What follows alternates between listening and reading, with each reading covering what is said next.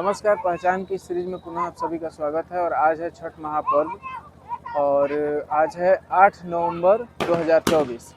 आज सबसे पहले छठ महापर्व शुरू होने से पहले एक श्रद्धांजलि हम अर्पित करना चाहेंगे माँ शारदे की लाडली शारदा सिन्हा जी को। एक दो दिन पहले उनका देहावसान हुआ था, स्वर्गलोक गमन हुआ उनका और आज उनकी अंत्येष्टि हुई है। ये सृष्टि में जब तक छठ पर्व रहेगा, जब तक बिहार, यूपी, नेपाल और दूर दराज तक हमारी संस्कृति सभ्यता जिंदा रहेगी, तब तक उनको याद किया जाता रहेगा। और विशेष क्या कहें, छठ महापर्व जो है ये प्रकृति का, आस्था का और हमारे भाईचारे का, समरसता का, सारे चीज़ों का महापर्व है।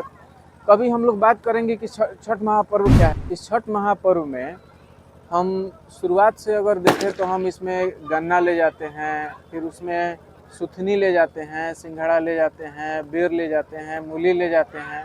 ये प्रकृति के संरक्षण का पर्व है। जाति आधार पे बटे हुए लोग जो हैं, थोड़ा सा वर्णवाद को पढ़ेंगे हम लोग, अलग से कभी इस पर विस्तार से बात करेंगे। और इसमें समाज के सारे समूहों को एक जगह पे लाने की क्षमता अगर कहीं है तो एक इस छठ महापर्व में है। यूँ कहें कि यह पर्व नहीं है, बरसों का इंतजार है, किसी की उम्मीद है, किसी का ललक है। माँ का बेटा के लिए हो या बेटा का माँ के लिए हो, अपने मिट्टी से लगाव हो, दूर बसे किसी व्यक्ति का अपने समाज से लगाव हो, अपने घर द्वार का याद सता रहा हो, तो बिहार, यूपी और नेपाल के कुछ भागों में, यूँ कहें कि बिहारी जहाँ जहाँ हैं वहाँ ये पर्व जो है बहुत ही धूमधाम से मनाया जाता है। ये जो पर्व है प्रकृति के संरक्षण का है। आप किसी भी स्थिति में किसी भी जीव जंतु का एक नुकसान नहीं दिखा सकते हैं। अलबत्ता हम ये कहें कि कल कुछ हो सकता है, कल कुछ मांसाहारी प्रवृत्ति के लोग जो हैं वो मांस के लिए ज़रूर जाएंगे। आप उनसे बच के रहें। छठ इसलिए होता है कि हम प्रकृति से जुड़े रहें और वो जितने भी हम जो सामग्री इस्तेमाल करते हैं, चाहे वो गन्ना हो, ईख हो, बैर हो, सुथनी हो, सिंघड़ा हो, जो भी हो, उसका एक आयुर्वेदिक पहलू है। और कल सुबह में हम सभी को उसी का प्रसाद ग्रहण करना चाहिए। खासकर उन माताओं बहनों को जो छठ महापर्व के उपासना में 2 दिन से भूखी हुई हैं। नहीं कि कल आज हमने छठी माँ का आराधना किया और कल हम जाके फिर मांस भक्षण कर रहे हैं। इससे बच के रहें। और मेरा एक हाथ जोड़ के निवेदन है कि इस प्रकृति प्रेम करने वाले लोग जीव जंतुओं से भी प्रेम करें। और शायद जीव जंतुओं से प्रेम अगर हो जाएगा तो आप मांसाहारी नहीं रह पाएंगे, आपको शाकाहारी होना ही पड़ेगा। और ये जो सनातन संस्कृति में जिन चीज़ों का समावेशन किया गया है ऋषियों द्वारा, हमारे पूर्वजों द्वारा, वो साधारण सी बात नहीं है। उसके एक एक बिंदु पर एक एक महाकाव्य लिखे जा सकते हैं। उसके एक एक बिंदुओं पर कई साइंस की रिसर्च की जो बड़े बड़े किताब हैं, कई नोबेल पुरस्कार हैं, उसको न्यौछावर किए जा सकते हैं। हमने अपने आप को संयोजा नहीं, संवारा नहीं, लेकिन आज भी हमारे परंपराओं में बहुत कुछ ऐसा बचा हुआ है। हम अभी परंपराओं के बहुत धनी हैं। इसको संवारना, संजोना जरूरी है। आप देखेंगे छठ महापर्व में चाहे कोई कितना धनी हो या गरीब हो, एक ही जगह पे बैठा जाता है, एक ही पानी से सूर्य को अर्घ अर्पित किया जाता है। और इस प्रकृति में, इस सनातन के बारे में मैं क्या कहूँ।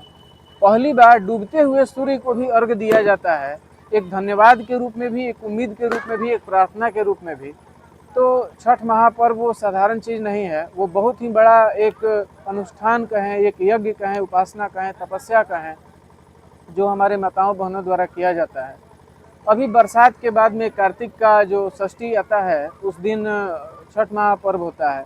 क्योंकि बरसात के बाद में ऐसे मान्यता है, क्या विज्ञान भी इसको मानता है, हमारे शरीर में जो है थोड़ा सा पानी ज़्यादा हो जाता है। तो माताओं बहनों को कोई हेल्थ इश्यूज हो सकते हैं, इसलिए थोड़ा भूखा रहना, उससे पहले थोड़ा मीठा खाना, अगले दिन परना के रूप में प्रसाद ग्रहण करना, वो नारियल का पानी, वो मूली, थोड़ा सा गन्ना।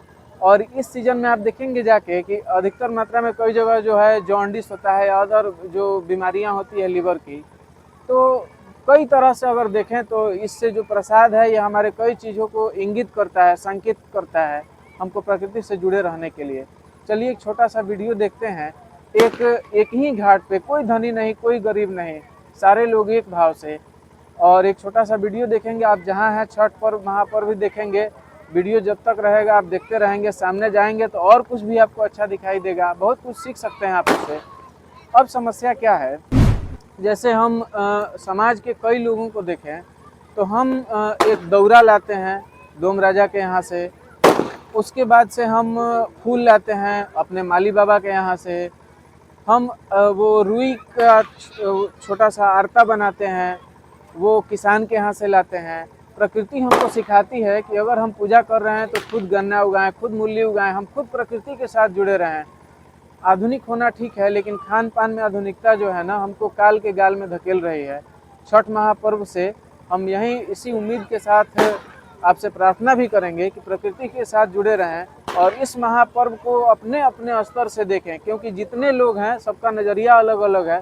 अपने स्तर से खोजें और सांकेतिक रूप से जितना भी चीज़ उसमें संयोजा गया है, खोजिए कि उसका क्या महत्व है, क्या उसका लाभ ले सकते हैं, अपनी पीढ़ी को क्या दे सकते हैं। देखते हैं एक छोटा सा वीडियो और फिर मिलेंगे पहचान की अगली सीरीज में। तब तक के लिए दीजिए इजाज़त।